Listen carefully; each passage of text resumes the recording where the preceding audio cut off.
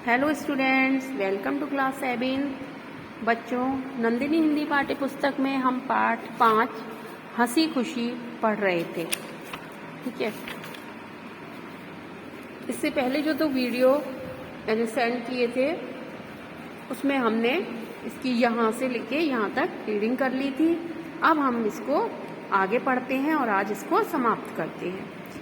जब आप हंसते हैं तो आपके इर्द गिर्द एक खुशनुमा वातावरण बन जाता है, एक ऐसा वातावरण जो आपके साथ दूसरों को भी आनंद प्रदान करता है। इस आनंद का सीधा संबंध आत्मा से है। हंसी न केवल शारीरिक सुख देती है अपितु आत्मा को भी प्रफुल्लित करती है। यदि आपका कोई दिन बिना हंसे गुजर जाए तो समझिए वह दिन नीरस ही चला गया।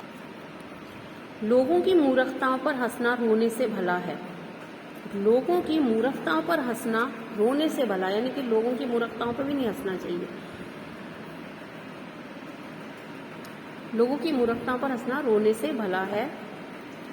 एडिसन कहता है कि बुद्धिमानी में आकर संसार को हंसी जैसी उत्तम वस्तु को खो नहीं देना चाहिए। कई लोगों ने आपने देखा होगा कि क्या कहते हैं, कुछ लोग अपने आप को बहुत ऊंचा समझते हैं, उत्तम समझते हैं, हम हंसेंगे नहीं फालतू में, मतलब चुप रहेंगे बिल्कुल। कुछ लोग ऐसे होते हैं दुनिया में। ठीक है, तो एडिसन का कहना है कि बुद्धिमानी में आकर संसार में कुछ लोग ऐसे हैं जो अपनी हंसी जैसी उत्तम वस्तु को खो देते हैं। हंसी से बढ़कर संसार में क्या है। मेलबोर्न के डॉक्टर A.W. कॉल ने डॉक्टरी पर एक पुस्तक लिखी है। उसकी भूमिका में यह सब बातें यूरोप के बड़े बड़े बुद्धिमानों ने के लेखों से छांटी गई हैं। इस विषय में वह एक कहानी लिखता है। एक डॉक्टर अपने मित्रों सहित पहाड़ पर फिरता था। एक चट्टान पर उसे एक कौवे का घोंसला दिखाई दिया। डॉक्टर ने कहा, आओ सब दौड़ो, देखें पहले उस घोंसले के पास कौन पहुंचता है। सब दौड़े। एक आदमी इतना तेज दौड़ा कि हाँफ कर बैठ गया। जब सब जमा हुए तो इतना हंसे कि पेट फूल गए।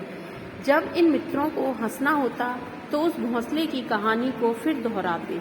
कई साल पीछे उनमें से एक मित्र बीमार हो गया, मरने को था कि उस डॉक्टर को खबर हुई।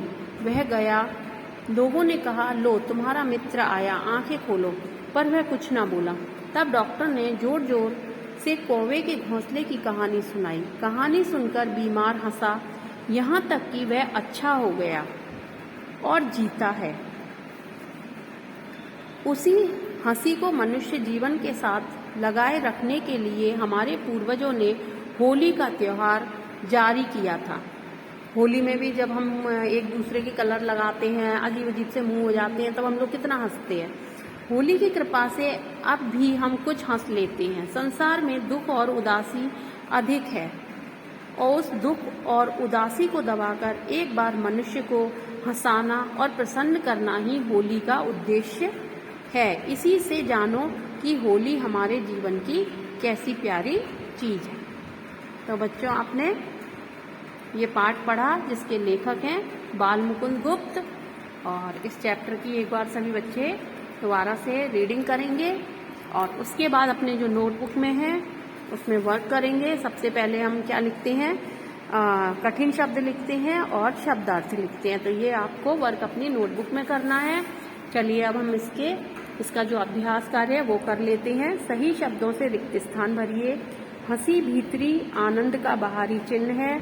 जितना ही अधिक आनंद से हंसोगे उतनी ही आयु बढ़ेगी। सुयोग्य वैद्य अपने रोगी के कानों में आनंद रूपी मंत्र सुनाता है। हंसी शरीर के स्वास्थ्य का शुभ संवाद देने वाली है। मित्र मंडली में हंसी विशेषकर प्रिय लगती है। उसके बाद है, कौन शोक और दुख की दीवारों को ढहा सकता है। आनंद। एक अनजान को हंसाने पर क्या करेगा, भरोसा करेगा। अगर हम किसी अनजान को हंसाते हैं तो वो हमारे पर भरोसा करेगा। एक निराश को हंसाने पर क्या होगा, आशा बढ़ेगी।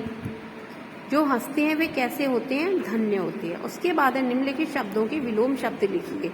आनंद, दुख, हंसना का, रोना, जीवन, मृत्यु, प्रसन्न, अप्रसन्न, शुभ, अशुभ, बाहरी, आंतरिक, विद्वान, मूर्ख, मनुष्य, पशु, उत्तम, निरुत्तम, आशा का, निराशा। बाहरी का भीतरी भी होता है और आंतरिक भी होता है। ठीक है। चलिए, उसके बाद है हमारा निम्नलिखित शब्दों का अर्थ लिखकर वाक्यों में प्रयोग कीजिए। ठीक है, इनके आपको अर्थ लिखने हैं और वाक्यों में प्रयोग करना है, इसमें आपको सही मिलान करना है। और इसके बाद कल हम अपने जो पाठ है हंसी खुशी, इसके प्रश्न उत्तर अपनी नोटबुक में करेंगे। अभी आपको इसके कठिन शब्द और शब्दार्थ लिखने हैं और पाठ की रीडिंग करनी है, पाठ को पढ़ना है। ओके।